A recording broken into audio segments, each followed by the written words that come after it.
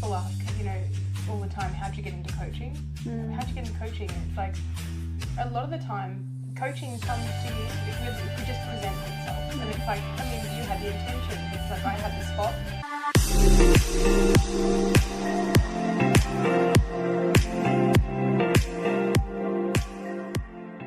Hello and welcome to another vlog on YouTube and podcast on Spotify by the Fit Minds podcast. Welcome back. Coach Mariah here and Coach Chloe Jayne. It's a mouthful. Hello, hello. So, I guess you're all wondering what's been happening, or maybe you haven't been wondering, in the last, I think it's been 6 weeks since I've done a podcast. Time flies. And why we now have a new co-host. Super exciting. I bet you all didn't see that coming. And also new coach, or obviously future coach for MJ Fit. So we're here to answer some of those questions and touch on some postpartum recovery topics as well. Now that I'm somewhat out of the trenches. Yes, Chloe's had a baby. Surprise! Yeah, Chloe's been busy. Sorry, Josh. Just popped one out. No. Chloe has been so helpful in my postpartum journey so far. We've just had her helping out around the house a little bit and also doing a bit of a transition because we are, yes, looking at bringing Chloe on as a coach. In fact, we are. Exciting. Yeah, doing that. We're in the process of doing it. So I guess I want to start off with saying I'm so excited to have you on board. Thank you. I'm very, very excited. We've had a few little discussions here and there about even just, you know, the beginnings of what it looks like in the background and everything like that. And I think Chloe's the most suitable person. What was interesting, I think we should probably touch on how it all came about, really. So I was talking to you at the gym saying, like, there's some changes in the business. Obviously, I was pregnant and looking at expanding, knowing that I can only have so many clients. I figured out my cap, and then I was having trouble when I was going over my cap, and I was, you know, just feeling a little bit burnt out. And I have had a coach before. Nothing bad happened with Alora. She's a wonderful girl. She just decided she wanted to go and do hairdressing and as a full-time career instead of coaching, and that was fine. It was nothing to do with me, but just more so to do with the opportunity. So, and it took me a while. I'm very fussy. And I'd said to Chloe at the gym, I'm looking at onboarding a coach soon. I like duos. I see a lot of duos in the industry, and I kind of got sick of doing it by myself for 7 years. So just wanted to have someone there to be a team and support, and noticed as well, like, after we did the last vlog, the amount of views that it was really cool. I was like, holy shit. People like us. Yeah, this is more than just me by myself. So I was like, okay, I think having a second person is a great idea. So I told you, and what was your response? Like, because you obviously would have mulled over that. I didn't say. So I was sort of at a middle point in my career, and I was like, I don't really enjoy what I'm doing, and I've always sort of had in the back of my mind that I would love to be a coach, be in the fitness industry, that sort of thing, because it is such a big passion of mine, and I am very passionate about it. And then I came home and I was speaking to Josh about it, and I was like, Mariah's mentioned that she's looking for a coach. I don't know whether to message her and be like, me, or just because I'm not pushy, and I'm like, I didn't want to, because obviously Mariah and I are friends, and I'm like, I don't want to, like, and client coach too. Yeah, and I'm like, where do I draw that line of being too forward, but also me wanting to express to her that I'm keen if she's interested. And Josh was like, what have you got to lose? He's like, just message her. And I pretty much messaged you and was like, hey, there's no pressure on it, but if you want, I'm here. It's crazy how it all works out, because I think I found it really difficult to find a coach the first time that I tried to. And then I think that person just kind of walked in. And when you messaged me and you're like, oh, you know, I thought about this. I was like, oh, shit, I didn't even know you wanted to coach. And as I said, I'm super fussy. Yeah. I think I don't know, had I already interviewed you on the vlog? I can't remember. No. By that point. No, this was after. Yeah, and... Oh, no. It was before. Maybe I had, yeah. It was before. And it's funny because you notice I don't have a lot of guests on the podcast. And it's not because I'm too good for anyone. Mariah's like, fuck everyone. Yeah, you can't sit with me. It's not that. It's probably... This sounds really harsh the way I'm going to say this. I'm not impressed by that many people. And I was very impressed by, and still am very impressed by you, just the way you operate, the way you think, your work ethic, everything like that. There are a handful of athletes I've worked with over my time that I've thought, holy shit, like, you know, you're so autonomous, you could be a coach, right? So you, and like, I love all my athletes, I love all my clients, but you can just tell when they have that spark where they could potentially do this as a career. And what I really loved about you coming to me was that you showed initiative. Yeah. I can't stand having someone work for you or work with you. I don't like work for you. That kind of just moseys and doesn't really, I don't know, go, hey, what about this? Or hey, what about that? Because it does feel like you're constantly having to push them or give them constant direction or whatever it is. And so it kind of feels like double handling. Whereas you coming to me and be like, I want to be a coach. I was like, that's bold, and I love that. And I'm like, fuck it. Yep. Okay. So then we talked about your studies. Yes. Yep.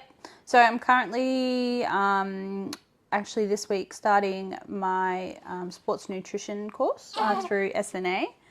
And that will, I think it's like a 17-week course, but it's self-paced. Yeah. So, and I'm pretty certain as of you reach a certain point in a couple of weeks, you're actually able to practice. So you don't have to finish the course. They're designed it that way now. Yeah. Which is really good, which means I'll be able to get stuck into it sooner. And yeah, so with it being self-paced, I potentially, you know, you can finish earlier or just depending on how you get it done. Yeah.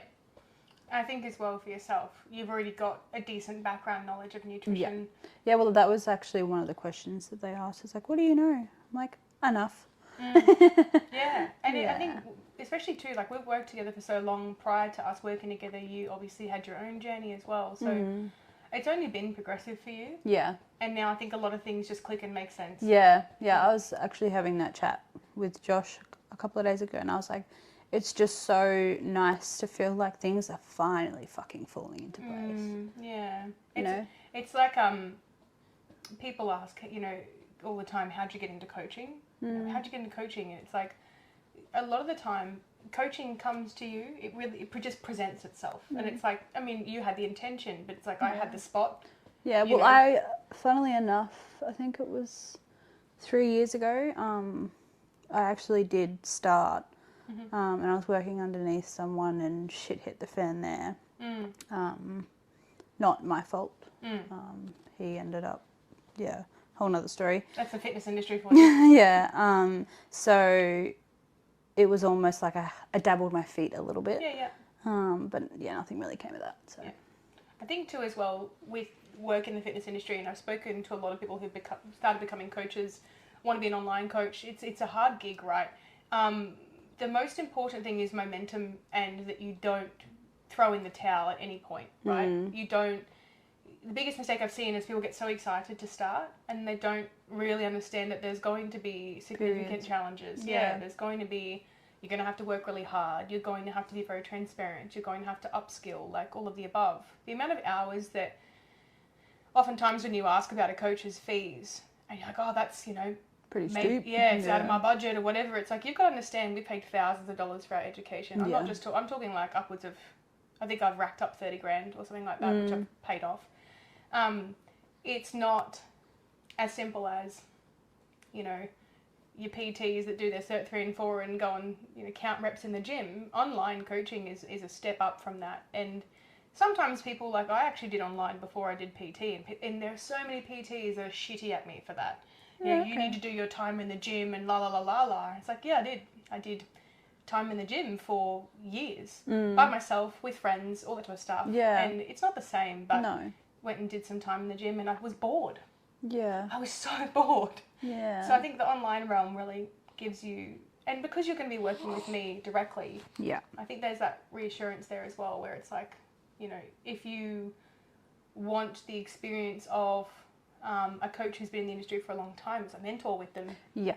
Yeah. Well, everyone that I've spoken to about it, I'm really, really excited for the opportunity to work underneath you and learn from you and grow from you. And I'm still learning. Yeah. As time goes on, I still learn new and things. that's what I feel like a good coach will always constantly be learning. There's always new things coming out in the industry about doing this and doing that and whatnot. You have to be 2 steps ahead of your clients at any given point in time, especially for things like injuries. You know, there's a lot of really complex situations that can arise, and so you've got to be able to go away, do your research, and come back. Absolutely. So, but it is super exciting. I have a really good feeling about the next few years. I have definitely succumbed to the idea that my life looks different now with a baby. And it doesn't look as different as what I thought it would, but obviously it's early days yet. You know, a lot of people will tell me things like, just wait until this stage, and just wait. And it's like, well, you know, we're going to lead into this next topic, postpartum recovery, but it made me realise that I can't be a solo operator forever. I do need help. I do need, not that I'm not capable. You all know I'm very independent and probably too independent sometimes. Yes. But Chloe has been a really welcome, because obviously we've had you around the house as well, like helping out through this period. She's been a really welcome, fresh breath of air, because prior to Chloe, I really did struggle to allow another woman into my life to help with things. And Chloe just goes, you're doing this. So it's really nice. Like, sit down, eat breakfast. Yeah, have your breakfast. So it's really nice to have someone watching over me as well. I think it's good in the aspect of that I'm a mum as well. And, you know, I've been through this phase. Everything that you're going through right now. Not necessarily the same, but even like there's little tips and tricks that I'm like, oh, this worked for me. You don't have to do it, but it has worked. Can vouch. Chloe is like the baby whisperer, what I've been calling her. It's been lovely. So yeah, and just giving Mariah that extra reassurance that like what she's feeling is valid, and every step of postpartum is okay to feel whatever you want to feel. It's interesting. You never really know. I know people say this, you never really know what it's like until you're in the thick of it. And that's the truth. You don't, I can conceptualize. I think there's a lot of stages there where I actually really yearn to be in the mum club. You know, like people don't realise, there were so many like throwaway comments people would say to me like, oh, you know, you don't have kids, you wouldn't know, or like wait till you have kids. And it's like, I was trying to have a child. You're like, trust I was me. trying to get pregnant, and I had a lot of FOMO. Like I had a lot of, I just want to be able to relate, and I could understand-ish because I could picture the situation, and I've been through different struggles in life that are never comparable because they're different. Do you feel like because a lot of your client base are mums that you felt that more so? Yeah. And also because I didn't want to come across as being patronising. Yeah. You know, there's the whole like, oh, like, you know, I can understand you're probably really busy being a mum and yada yada. And as a non-mum, when I wasn't a mum, I found it really difficult to say those words because I don't understand because I'm not you and I'm not in that situation. But I did empathise as much as I could. And I don't think that I would ever speak to someone from a position of, you know, everyone has the same 24 hours in the day, like I said to you before. Yeah. I guess that's too the intention of having you on as a co-host in this podcast is that we're not intending to be like a lot of the podcasts that you probably have seen out there. Not hanging shit on... I think the thing with us is we're real. Yeah. We're not going to beat around the bush Or sugarcoat it. and make things all daisies and rainbows. Yeah. Because life is not daisies and fucking rainbows. I think it's a disservice to act that way or behave that way towards people. It's very, well, I guess disheartening because people see this picturesque, amazing, perfect life or whatever it might be, and you know, you go on a podcast and you're super inspirational and I did this and I did that and I'm just the most amazing person in the whole world. And the problem with that is it's not inspiring. No. It can be really disheartening. You've got to have those moments where you're like, you know what? There was days there where I have milk in my hair and I don't know, like I haven't worn makeup in weeks. You know, I wore makeup the first time for a newborn shoot on Sunday. But you've got to be transparent so that I guess your audience doesn't think, holy shit, I don't have my life together. Yeah. You know, absolutely. I suck. And you don't suck. I think I struggled a lot with that. Like I was only 9. I think I spoke about this in the first podcast, but only 19 when I first had Sienna. And a lot of my friends weren't in that position. So I really struggled to relate and would look out on social media and stuff like that. And yeah, like seeing all these picturesque women with their perfectly clean houses and their happy relationships with their partners and all going out for walks and exercising, and I was like, I literally just want to sit on my bed and cry. Like, why the fuck? I had a stale bowl of cereal today. Yeah. It's hard to find that balance between celebrating the wins in your life and the times when you've been really strong and resilient publicly, but also being real and transparent. And then not copying it from that perspective of like, sometimes when you do that, you know, that approach of like, hey, shit hit the fan today, people throw toxic positivity at you as a response. Or they're like, oh, do this, do that. Yeah, and you're like, can you just fuck off for a second? You're like, just let me feel, man. Let me have my momo. Or, you know, you get public hate. Like the other day that I got given a pair of pants in my comments. I handled that pretty well. You did. You did. Actually, to be honest, I was very immature about it. But oh well. But it's, you know, that you're trying, if you're in the public eye or you're trying to post things on social media, I think the most important thing is that you're not only posting highlights. Yeah. That you have a combination of the two. That you practice being real, but practice celebrating and being, you know, happy when you are genuinely actually happy. Yeah. And then practice being vulnerable as well. If you're going to do that. You know, just so that you got to imagine too, it's like people come, but this is my social media. I do what I want for me. It's like, but it can't just be for you if it's out into the public eye. It's you know, if you've got, say, an Instagram page that's like Postpartum Recovery 101, and you're out here gloating and being happy 24/7, you know, you're providing an unrealistic expectation. Yeah, especially to if you're not showing the parts of postpartum that are rough and suck, or talking about it. When you're going through that moment in today's society, that's what we do. We reach out. We look at we look for confinement within others, and if you were to type in that into Instagram and that pops up, and you're like, well, fuck, you know. Yeah, there's been a few things I've seen that I saw one the other day. It was like a woman. This is a whole nother topic, but the whole attacky stuff that happens from mums to other mums, I'd seen it and I'd never really understood until I experienced it, and I would never do that to another woman. You know, if I've got quite a few mums that just had babies around me, like in the fitness industry, previous clients, I've even got pregnant current clients, all sorts of stuff, and I've messaged a few of them who have had the babies a couple of weeks prior or after, or like we're kind of just, I don't know, we kind of glue to each other.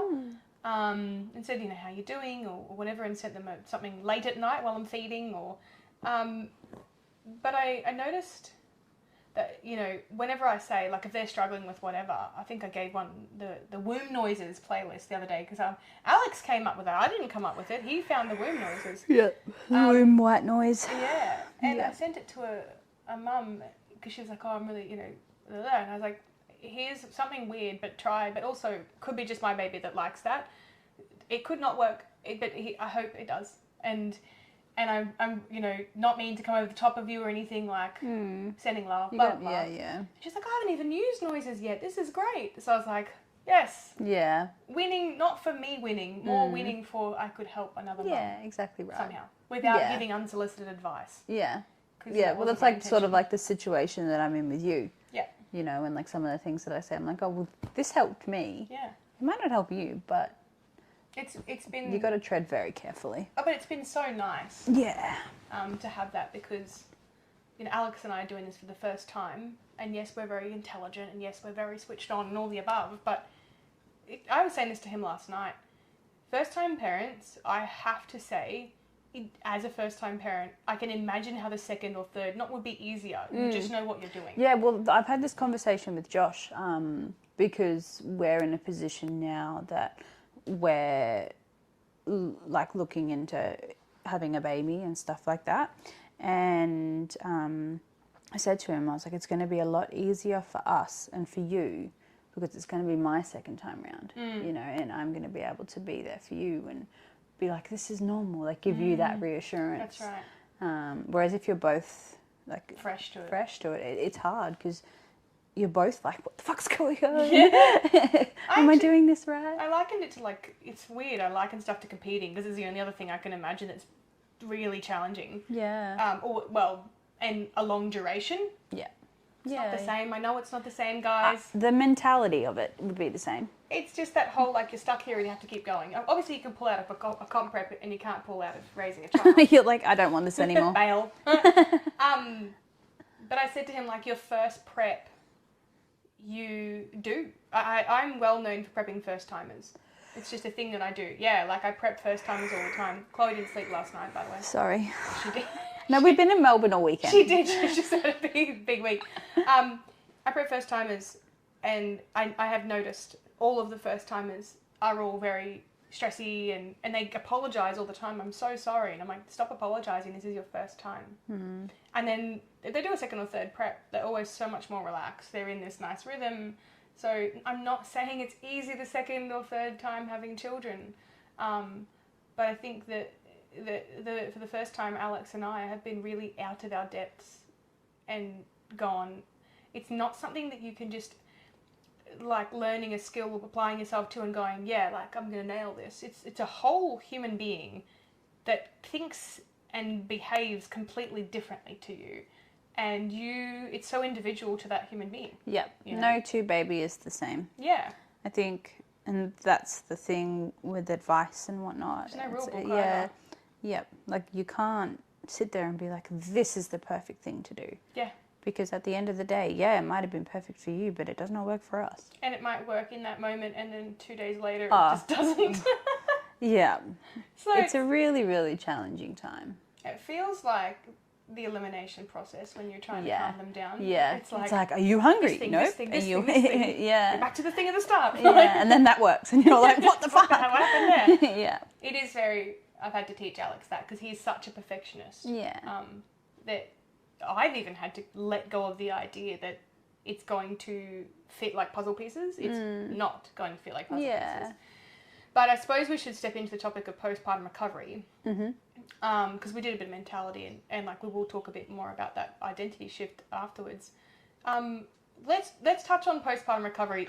The thing is, a lot of people, interestingly enough, ask you after having a baby, how are you doing physically? How was the birth? How was you know, and we're going to talk about that, but it's interesting how little people ask, how are you doing mentally? You know, I've had so many people be like, oh, how did it go? You know, like, how are you physically recovering? Like, is everything in working order? And I'm like, that's the least of my fucking concerns. Like, you know, the physical is that human beings and women, we go through so much physically when giving birth, when going through what we do, that it pales in insignificance, I think, personally. Yes, there's tears. Yes, there's, you know, loose skin. But that can heal. Yeah, you that's know, that right. heals. The very physical things heal and go away. Or whatever, or change. But I suppose from the physical recovery perspective, and I'm firstly going to touch on, we had completely different births. Yes. Which is awesome, because we can talk about different perspectives. Yep. I didn't tell my birth story, and I still haven't, and I probably still won't. Not for a long time if I even choose to do it.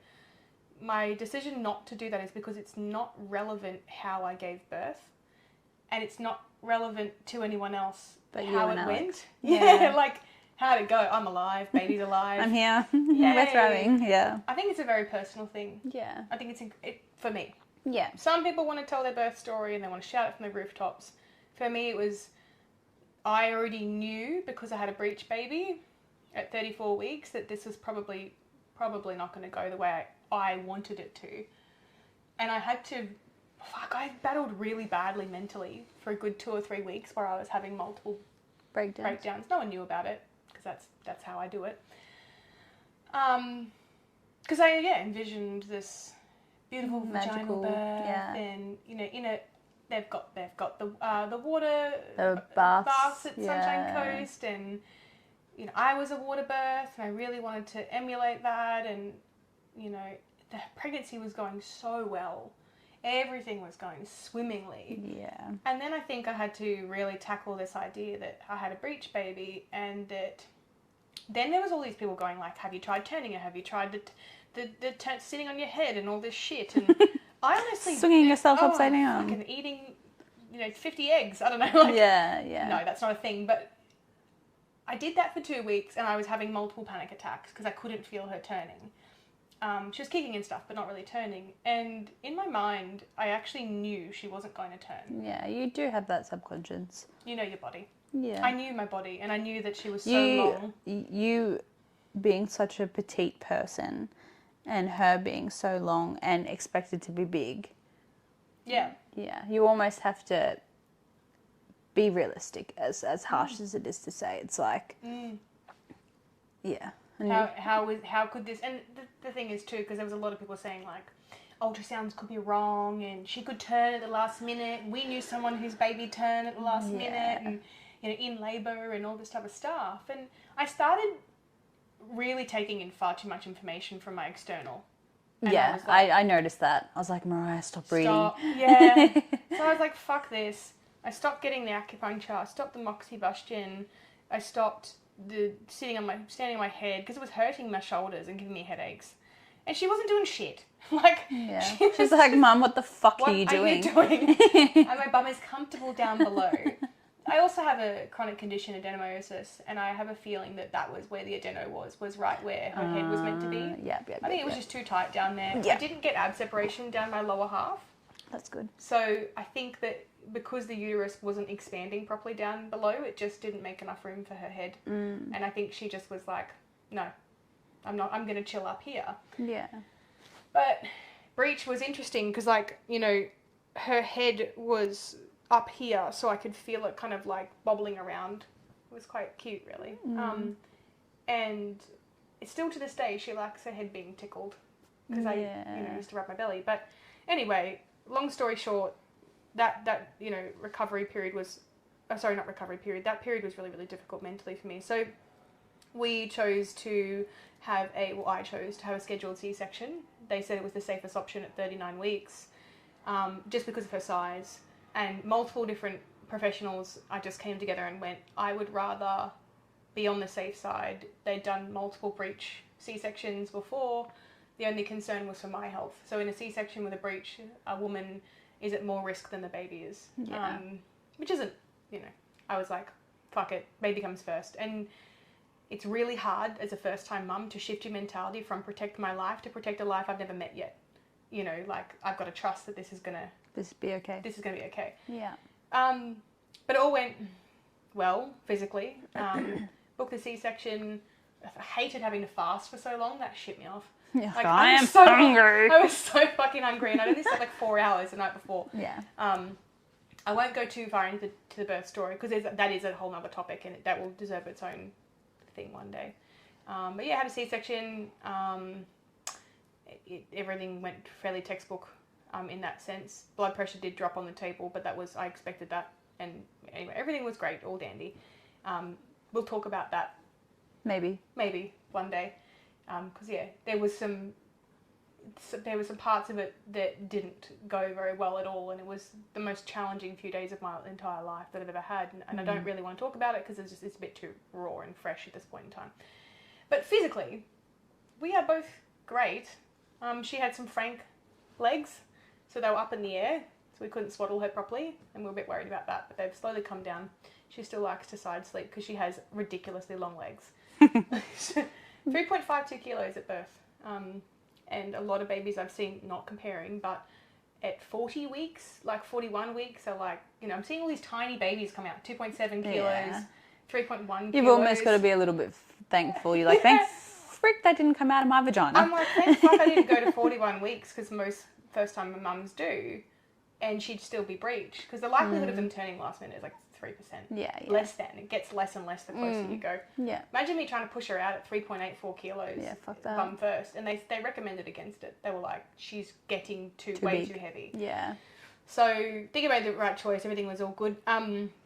Physically healing really well. But let's talk about the differences in recovery between C-section and also the misconceptions as well in recovery between C-section and vaginal birth. Yeah. Because people, the whole like... Didn't you have a comment the other day being like, are you bleeding and whatnot? Did your uterus shrink the same and bleed? I'm still bleeding. I'm still bleeding from, you know, the place that babies usually, well, not usually come out, but are designed to come out. Yes. Yeah. The difference is, and this is what I think people need to get into their heads, and I said this to you before you left, the difference is where the baby comes out. Yeah. And obviously, yes, labour, of course. But the major difference, like between the recovery processes, where the baby comes out and where the damage is. Yeah. So, obviously, for your experience, I'll let you, because I've been gibbering away. It's okay. I'll let you talk about what you went through and what a vaginal birth experience and recovery looks like. So, I was induced at 38.4. With Sienna. I had early onsets of preeclampsia, so basically high blood pressure. For those who don't know, preeclampsia is caused by high blood pressure. It affects your internal organs and can kill, if left untreated, can kill both bub and you. Wow. Very frightening. Oh, very much so. My mum had it. I don't think it's hereditary. Not sure. Don't know. My mum did as well. Yeah. So I had that. Was a pretty ordinary labour. I was in labour for a couple of days. She was sunny side up, so meaning her back was on my back. It took a while to dilate, which was shit. Ended up getting an epidural. And then pushed her out vaginally and ended up getting an episiotomy. So basically where they cut you from your your perineal? Yeah, perineal, all the way down to pretty much near your butthole. To your anus. Yeah. Yep. So that was because she was stuck-ish. Basically, I'd been told if you don't get her out in the next couple of pushes, we're going to use forceps. And for me, quite like you, I'd sort of gone through my labour hoping to have a water birth and hoping to do this and hoping to do that. Not wanting to labour majority at home, and then the whole unassisted stuff. Yeah. You know, like the unassisted trophy. Which if you've done an unassisted birth, fuck yeah. Props you. And I was like, I don't want to get an epidural, rah, rah, rah. And then being induced, then you're pretty much ruled out of a water birth. Yeah, right. You're meant to go into the water. Yep. And then obviously I was stuck at 3 centimetres dilated for a long time. So that's why we then opted for the epidural, because my body I was so tense that I just wasn't dilating. So had her. I was only in hospital for probably 2 days. I came home, I was fine. It was probably a couple of weeks after that I started to have some issues with my recovery in terms of my episiotomy. I had a really rough time mentally as well, dealing with a lot. And I sort of took my health in the back burn, and I ended up getting a really, really nasty infection in my episiotomy. Jeez. Also, when I'd spoken to my doctor about it, she had also said, I don't mean to slam any midwives or whoever works at the hospital, but I'd had a student sew me up, and she reckons it was something to do with that as well. How they did it, yeah. How they did it. So it was rough for me. Yeah, wow. That's really hard. And, you know, it's interesting. People get so focused on, I think, well, as women, obviously, we get so focused on having this picturesque birth that where we don't really probably think about things not going the way we want them to, and there's a lot like that self-blame comes into it. It's fucked. Yeah. You know, what could I have done? Could I have done anything differently? You know, what if, or blah blah. And it's, the answer is no. No, you couldn't. But I'd also gotten to that point, like I was overweight on top of being pregnant. It was summer. And I'd sort of got to that point where I was like, I don't give a fuck how I have this baby now. Get her out of me. I am over this. Little feet moving. She's squirming. And it's interesting the amount of people who say to you, like, once you've gone through birth and you won't care as long as the baby's here, like how it happened. I think that's, again, pretty dismissive. Yeah. You're allowed to have feelings around your birth. You're allowed to have feelings around an experience that literally killed many women before medical intervention. This is full on shit, you know. Yeah. And it was even like I was trying to explain to you when you just had her and you were putting so much pressure on yourself. I said, Mariah, you have to remember you've just had major abdominal surgery. Yeah. And you're like, yeah, that's true. yeah, I did do that, didn't I? Yeah. I think we underestimate what's required through recovery, and that's the thing. Like, we know the major differences between vaginal birth, because there was this thing like decades ago where it was like, oh, you had a C-section, you had the easy way out. Yeah, no way. I'm like, holy shit, man. Maybe in the hour that the operation occurred, and even then, I kept saying to my partner, I'm going to fall asleep on the table. And they actually told me it's because my blood pressure had dropped so low that I was on the verge of passing out. Yeah. I was so sleepy. You know, I was like, literally like, I'm about to meet my daughter, and I was like, I really need to stay awake. I just need chopsticks. I was so relaxed. Yeah. But very much reacted the opposite way to the epidural. Yeah. So blood pressure's meant to go up with pain meds and everything, and mine I'd had low blood pressure all through pregnancy. And so they kept kind of trying to say, like, it might be preeclampsia because I was getting all these weird dizziness symptoms, and it was always low. I always had low blood pressure. And then it spiked the day after I'd had her. So they were worried about me getting postpartum preeclampsia. Yeah. Never happened because it was just the stressful scenario of the situation environment you're of in. the hospital. Yeah. But it's the major difference is, as we said, like where the baby comes out, the uterus still shrinks. You're still bleeding. Your body still goes through the same processes. Yeah, because you're thinking you've removed the baby. The other thing that is not often talked about, and this is probably what I think a lot of first-time mums need to understand, and even anyone who is having a second or third baby, the hormonal shift that happens directly after birth. Yeah. And I've seen it multiple times now. It's the equivalent of taking 100 birth control pills in one go. Yeah, it is the single biggest hormonal shift that can occur in a human being's life in a 24-hour to 48-hour period. The single biggest hormonal shift. Men, women, pregnant, whatever. And it's not to say watch out, right? It completely fucks you. Like, it's, and everyone has different experiences, but it's huge. The hormonal I think shift it's is huge. sad for me because I don't actually remember much of it. No, I don't. I think sometimes as well that people, I think as a response to it, probably block it out, you know? And that's what I've said. I think the emotion and the situation that I was in and the way I was feeling, and I don't remember 90% of my birth. That's wild. And, you know, I think... They say that's a thing, though, because a lot of things, like, some women say things while they're giving birth that they don't remember saying. Yeah. I think your body, shuts it out. But, yeah, it's quite sad. That's why I've heard of a lot of women, they get, like, videographers and stuff like that. Because that way you sort of trigger your memory. Yeah, that's true. Which I've sort of said I would love to do next time. Because it saddens me, you know, not being able to remember the birth experience, of my daughter. Yeah. Yeah. And I think the only thing that I think does ring true after going through, you know, I don't know whether you're the same, whatever, but for me it's like looking back and going, it wasn't pleasant. No. You know, like, people say things like, oh, you know, birth is really beautiful or whatever, and it's like, it still hangs over my head that, yes, everything went textbook well, but it still doesn't sit with me well, that missed out on the experience of X, Y, Z. Yeah. And yes, she's healthy and happy and everything like that. And yes, I'm physically healthy and happy and everything like that. But there was a lot of mental health things that happened in the days afterwards that, you know, went very horribly wrong. Yeah.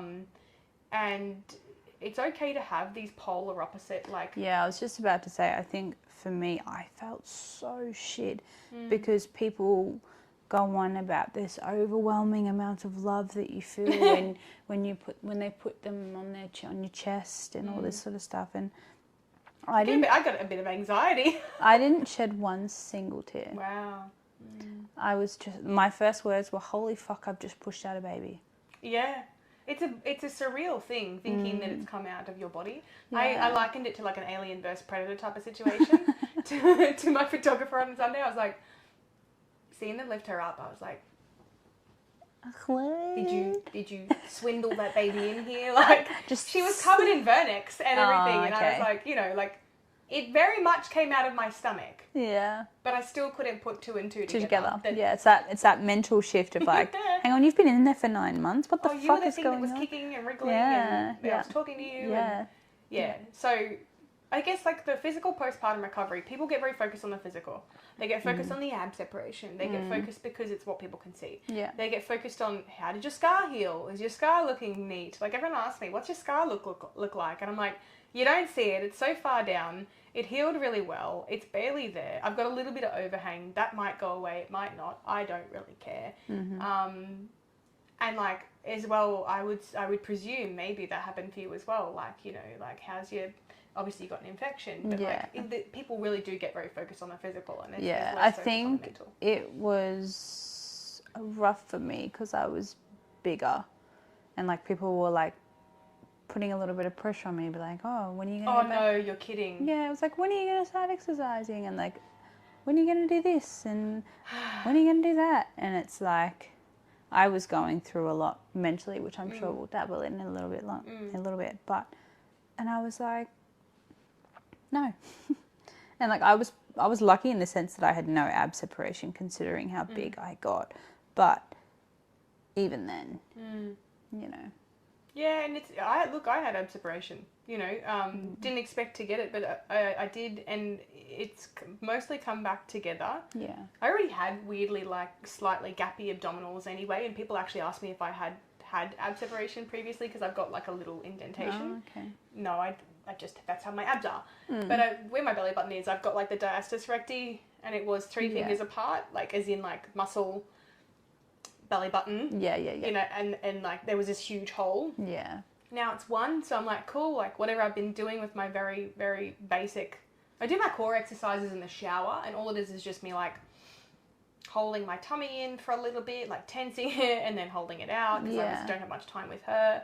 You know, lifting my knees up in the shower.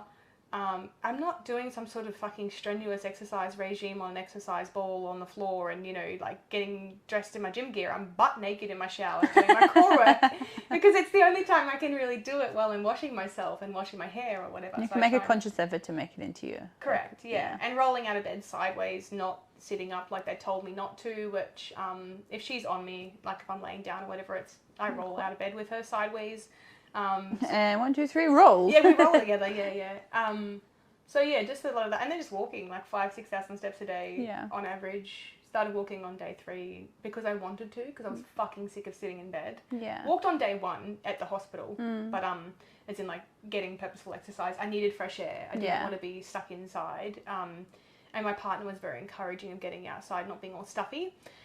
And then like my milk came in, and that was fucking rough because C-section is a bit of a delay with milk coming in. And you have to work so fucking hard to get your breast to participate. I had heaps of colostrum, which was awesome, but it took, I think it was day 5, for the milk to come in.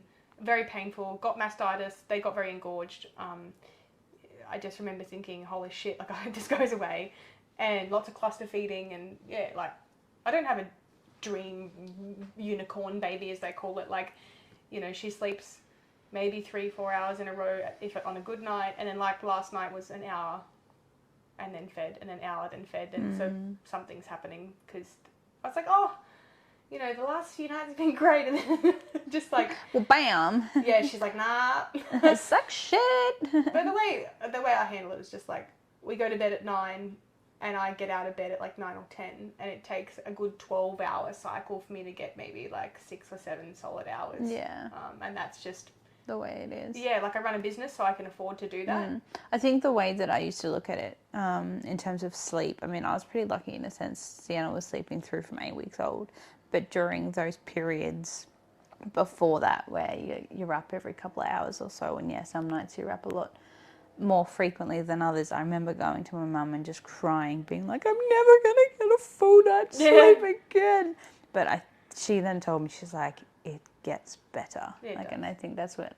Like, you think we sleep 8 hours, so they've got to get there somehow, yeah, right? like I just remember screaming at Sienna, not screaming, but being like, why are you not sleeping? Like, sleep is the best thing. Yeah, why do you not want to sleep? Yeah. And like as adults now, we always go like, it baffles me, you know, like why all of a sudden, and like as a toddler, you know, they never want to sleep. Yeah. And then as you get older, you actually want to sleep more. Yeah, you dream of sleep. Yeah.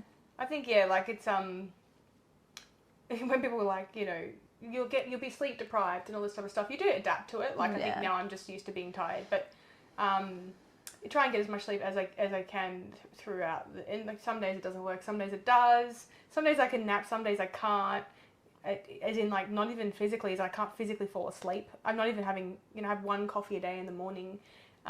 Anyway, but as far as anything else recovery-wise, belly belt. I've been wearing a belly belt occasionally, like when it's comfortable on walks, just to encourage my tummy to, you know, come back together. It's not a waist trainer. It's very different. It just basically teaches your stomach or your stomach muscles to sit where they need to sit, as opposed to kind of just bleh. But that's it. Like, very simple things in recovery. Drinking lots of water, eating very well as I can, or eating when Chloe tells me to eat. Like, Mariah, it's 11 o'clock. Have you had breakfast? She's like, nope. She's calling me out. I'm like, I'm so bad with my meals. Yeah. I'm bad with delaying them, which is that anorexic tendencies, which is, you know, it is what it is. But my recovery is not anything magical. I haven't focused on my fat or weight loss. I have lost weight, but I think, yeah, again, like 10, 11 kilos, it's mostly baby fluid. Like, I get that. I'm not, woo, you know, look at me, 11 kilos down in 4 weeks. That's not realistic for anyone else, unless you've, you know, maybe just had a baby. And like for myself, I really struggle with eating enough food. Yeah. So, you know, keeping my milk supply up, which will be another topic, because we're going to talk about that in another podcast. But yeah, don't be thinking that your recovery period had to look like a certain anything, or that you had to be doing anything, or you should be doing anything. It's like, maybe if you want to, you can look into it, but don't pressure yourself. Yeah. See, I went the other way. We were talking about this. Yeah. And then I mentioned to you, because you said, I didn't recover. I went through that period and I didn't do much, but then I actioned. Yeah, so I kept putting on weight, and I resorted to food out of comfort. I went through some pretty nasty postpartum depression, and fell into a very, very dark place, and didn't want to go outside, didn't want to do anything. I think I touched on that in the last podcast, but and then it was about a year and a half after I gave birth, I then was like, fuck, I need to prioritize myself. I need to prioritize myself for my child. You know, I can't keep being in this slump. And then that's when I started doing what I needed to do. Wow. So that would have been, so how old is Sienna now? She's just turned 5. Right. So 4 years ago? About 4 years ago. Right. It's where it all kind of kicked off. Yeah. And as I said to you, you know, don't forget that postpartum is forever. Yeah. Right? I read this thing like yesterday, the day before, and I was like, holy shit. Postpartum is not just 6 to 8 weeks of recovery and, you know, like this window where people go like, oh, everything will go back to normal. Like, I've even read like 6 to 12 months for the physical stuff to really, like, your stomach to look somewhat-ish, you know. And then, even then, you know, for women to feel themselves, they've recorded it's 2 years. 2 years minimum until they can start to feel like they're coming out of this fog. Another woman I knew, she said 6 years. I was going to say, I don't feel, I think as shitty as it is to say, when you become a mum, you lose a sense of yourself. This mentality we're shifting into, Yeah, and it's really hard to take that difference between being a mum and being your own person, because you know you've got this little person who is so reliant on you and dependent on you, and trying to find that line is really, really difficult. Finding, and it's not even finding time to exercise. You know the time is probably there somewhere, but you want to spend the time on the child. Yeah. You don't want to spend the time on yourself. Yeah. You feel guilty if you spend the time on yourself, or someone else guilts you for it. Love that. Like, you know, it's funny. Chloe's holding my baby in the podcast, and I'm actually totally fine with that. I'm okay with it. I'm like, she's not on me, because she's on me a lot. Yeah. And this is what I explained to you. I was like, it's tricky because when she's on you, she smells your milk. She wants to feed. And she's like, oh. Yeah, legit. I honestly, this is a whole, like, it is beautiful. I love breastfeeding. I really do like it. There's times when I'm breastfeeding, I'm like, this is really sweet. Then there's times when she's like pulling and like smashing her head into me and headbutting me and pinching me. I'm like, girl, you're like, ow. You are on the edge. Like, what are you doing? You're testing me. Yeah. I know it's not purposeful. It's instinctive. We know all this about babies, but it is very this identity shift we're talking about. You're sharing your body with another human being, whether you're breastfeeding or not. Your child's going to want to be on you. Going to want to watching you poop. Like, there's going to be so many things that are going to invade your space. Luckily, I've had puppies and pets and stuff. So weirdly enough, I'm not saying it's the same, but my puppy is a clinger. So like, she is. She's on the couch at the moment. Don't know why, being a little bit rude, but anyway. Yeah. But there's like, I had that experience with her, my previous dog as well, very clingy, wanting to touch me all the time. So I'm not a touchy person, like at all. So I got desensitized a little bit.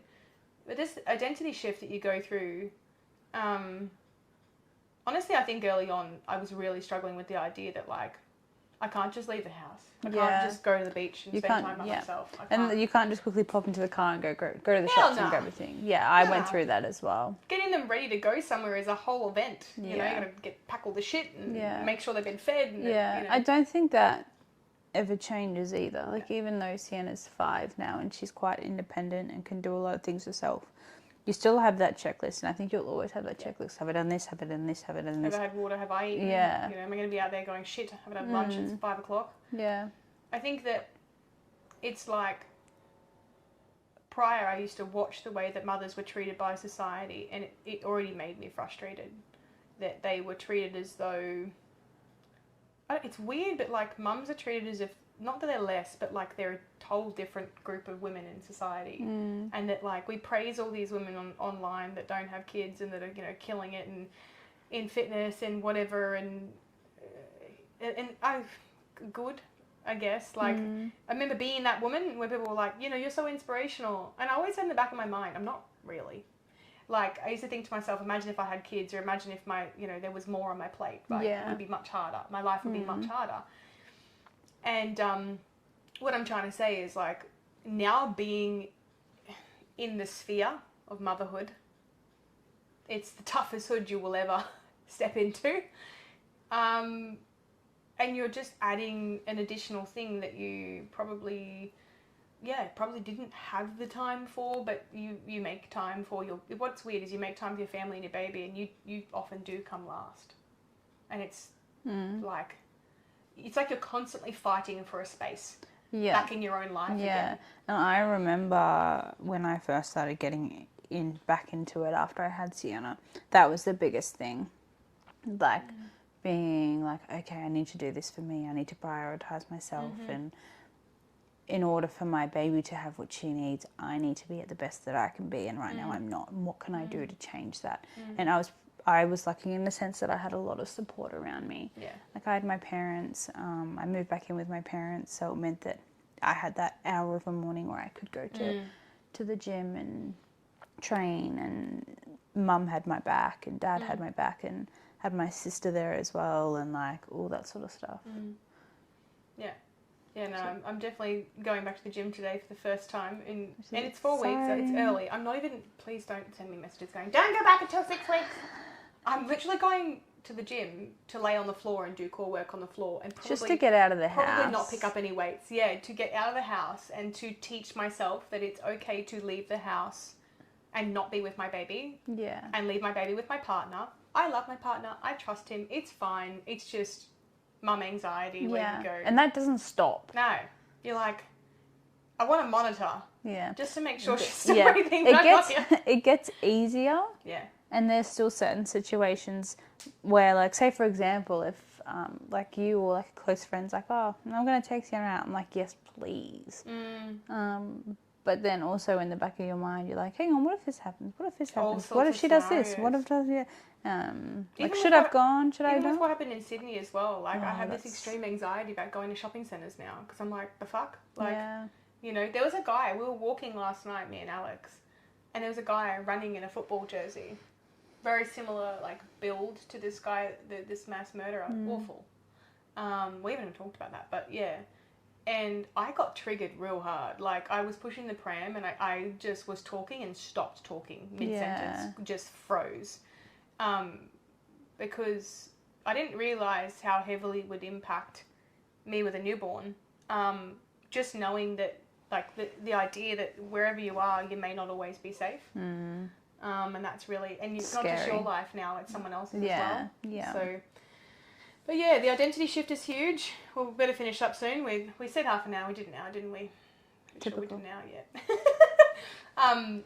The identity shift is huge. It's different for everybody as to, like, what impacts them. The one thing I've been really... Because I don't want to be super negative about everything, but also this is, you know, the real podcast. The one thing I've been really grateful for is the fact that I've been able to continue my work. Like... you know, if you're my clients, you've probably received a check-in listening to her in the background make weird little noises and people probably have things to say, you know, like, oh, you should just be enjoying time with your baby and, you know, it's like, motherfucker, if I don't run my company and show up, there is no company, right? And the other part of it is too is that I love my company. I love my work. I love my career. I love my clients. I should not be forced to choose between my child and my own sense of self-worth and what I'm capable of. I can actually help people. And like when it's in a situation like where she is now, you know, she's sleeping and you're doing check-ins. We're doing a vlog. What the fuck am I supposed to be doing in the meantime? Yeah. And if anything, we may make her an incredibly talented nutritionist. Yeah, exactly. In the future. She's only going to learn about biochem. She's super chilled. She's probably due for a feed soonish.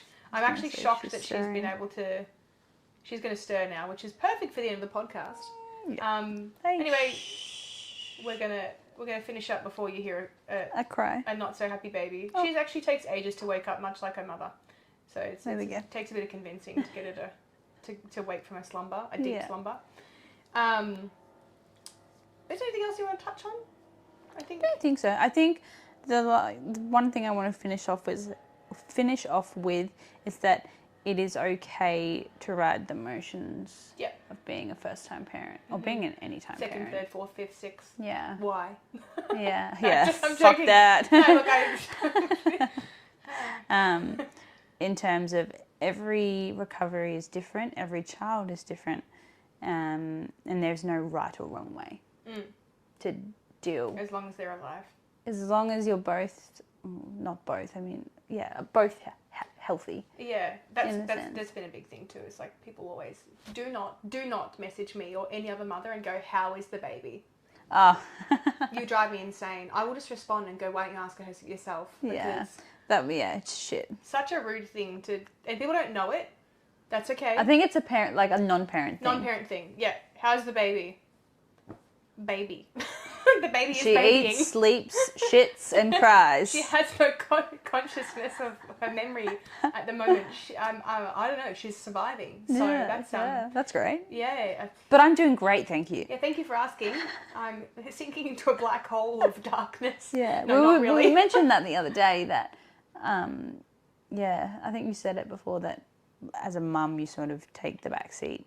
And you do really feel invisible. Yeah. You feel like you become less and the baby becomes the center of attention. And it's actually, I love talking about her. I can talk about her all fucking day. But then it's like hold on, just because we create a new life doesn't mean that our life no longer matters. I think there's a massive switch because, like, obviously when you're pregnant, you are the sole focus. Everyone's Yeah, like, that's right. Everyone how glorifies are you pregnancy. feeling? Like, You're how's everything glowing. going? And then all of a sudden your bub's here and it's like, oh, fuck you. How's the baby? You're dropped off the face of the earth as Yeah. this kind of discarded vessel, is what I would say. And people visibly see you as, well, what's your use now? You're a milking cow. Yeah, you're pretty much a dairy cow, and also like the way we perceive you is completely different now as well. You know, like, you know, you're not going to have time to do this now, so I'm just going to assume that you don't. I used to hate that. Yeah. Not being invited anywhere to do Yeah. anything. Yeah. I mean, I probably wouldn't go anywhere because I can be quite introverted. Hermits, yeah. But like, invite Just a me. consideration. Yeah. And that's the thing. Like, I think probably anyone who's listened to this podcast who isn't a mum is a mum. I don't give a shit. Don't have to reach out to me. Please don't influx me with lots of inboxes. I'm good. If you do know of a mother who's recently had a baby, you know, or not even recently, who you're quite close to, message them and say, hey, I'm thinking of you. Check in. Just want to know that I'm really proud of you. I just want you to know I'm really proud of you. I'm checking in. And sometimes people say things like, what do you need? Do you need anything? Can I bring you anything? Honestly, sleep would be good. If you can give me sleep, that would be great. I think honestly sometimes it's a message. It could be the smallest act of kindness. Like we had a friend go walk our dog for us the other day. And like everything you've been doing for us as well has just been fucking phenomenal. Like, not gonna lie, we have you for 4 hours every day, Monday to Friday. And I wouldn't get shit done without Chloe here. So I do a lot of my laptop work when she's here, if I need to do laptop work. And then when I'm feeding, I do check-ins and I do messages and stuff only when she's sleeping. If she's trying to interact with me, I won't have my phone on me, I'm able to handle it just fine. I'm still getting back to people exactly like I used to. So there's no sort of, don't assume that a mother is not capable if she hasn't said, hey, I can't do this, I'm struggling with this. Give her the benefit of the doubt. No doubt, yeah, absolutely. Because we are warriors. Interestingly, capable of a lot more than you'd think. Yeah. Well, it was, I think, like doing shit around the house as well. Like you're able to hold your child and vacuum whilst having a drink of water, whilst no joke, eating. You know, all these different things. And the whole sleep when the baby sleeps. So you can learn how to poop, eat, shower, and fold the washing at the same time, and it's socially acceptable. Please let me know. Yeah. Just give the pointers. LMK, okay? Because I've got no idea where we would fit all of that in. But anyway, we'll finish up. So the next podcast we are going to do, hopefully we can do like a little sequence. Sorry if you're a dude listening to this and you're like, this is so irrelevant to my life. Not watching that. But please watch the first bit. But if you are a dude, listen to it anyway. All right? Because, it's the end of the podcast. You probably aren't listening. Yeah. If you're a bloke, listen to it. It's shit that mums go through and are happy to do it. We're quite resilient and stoic in this as well. And this is the empowering shit. This is the inspiring shit. It's like the fact that you're struggling, that you suffer, but you still kind of somehow get shit together and show up and get shit done. But next podcast will be focusing on a little bit of, because I get a lot of questions about, and look, I haven't gone and done a degree in this, but it's pretty common knowledge when it comes to nutrition practice and understanding this all, and I read bloods and I do all that type of stuff. So conception, nutrition, and what's it called? Pregnancy nutrition and postpartum, breastfeeding versus non-breastfeeding nutrition, and just like, not necessarily a focus on numbers, but more so on like nutrients and keeping up milk supply and everything like that, and just understanding the ins and outs of it, and never making it something that you attack yourself over, and not being a personal thing. It's very factual, and you can definitely get on top of it and improve your experience of all three of those phases. Yep, so absolutely. Anyway, we're going to head off. We're going to have some food, lunch. She's going to have some lunch. I don't even know what time her last feed was. That's all right. With all this cluster feeding, I've stopped. I don't use apps and shit. Not tracking it anymore. No. It's too much time to put it into an app. Yeah. Like, oh, she's hungry. Yeah. And I'm sticking to the couch, so we know this is the time to finish the podcast. Right, it's sweaty. Right. But looking forward to having you back, Chloe. This has been epic. Hopefully it's well received, and hopefully the phone hasn't died. Stay tuned for more. Yeah. Bye. Peace out, bruh. Bye.